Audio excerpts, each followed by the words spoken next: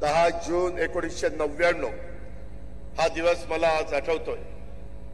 त्यावेळेस आदरणीय पवार साहेबांनी, संगमाजींनी, तारिक अन्वीरांनी, प्रफुल्ल पटेलांनी, छगन भुजबळ साहेब, मधुकर पिचड, विजयसिंह मोहिते पाटील, पदमसिंह पाटील हे अनेक मान्यवर, हे सगळे ज्येष्ठ नेते होते आणि यांनी सर्वांनी मिळून आपण त्यावेळेस सर्वांनी पाठिंबा दिला आणि राष्ट्रवादी काँग्रेस पक्षाची स्वाभिमानातनं त्या ठिकाणी स्थापना झाली। तो दिवस आणि त्याच्यानंतर राष्ट्रवादीने कधी मागे वळून बघितलं नाही।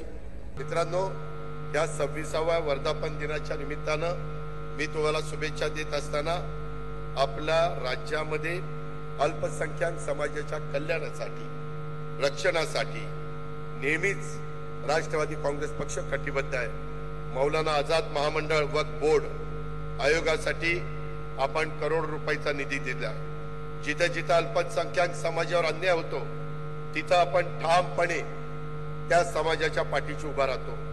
आताच बकरी ईदच्या निमित्तानं 4 दिवसापूर्वी माझ्याकडे एक शिष्टमंडळ, नवाब मलिक साहेब, सना मलिक, नजीब मुल्ला अशा अनेक मान्यवरांनी समाजाच्या शिष्टमंडळांनी आणलं आणि ते आल्यानंतर मी ताबडतोब डीजीपीला महाराष्ट्राकरता आणि मुंबई करता सीपीला आणि तिथल्या आयुक्तांना फोन करून त्या समस्या सोडवण्याला सांगितलं।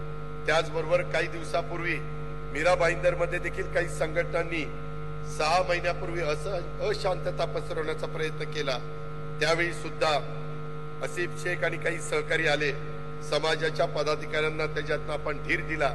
डीजीपी, सीपी यांना फोन करून मीरा भाईंदर मध्ये कायदा सुव्यवस्था व शांतता अबाधित राखण्याच्या सूचना आपण दिल्या। सांगायचं तात्पर्य, आपण फक्त बोलत नाही, आपण ती कृती देखील वेळोवेळी ज्यावेळेस वेळ येते त्यावेळेस ती करून दाखवतो।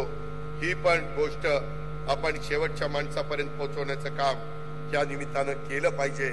अशा प्रकारची आग्रहाची, नम्रतेची, कळकळीची विनंती मी आपल्याला सगळ्यांना या कार्यक्रमाच्या निमित्तानं करेन।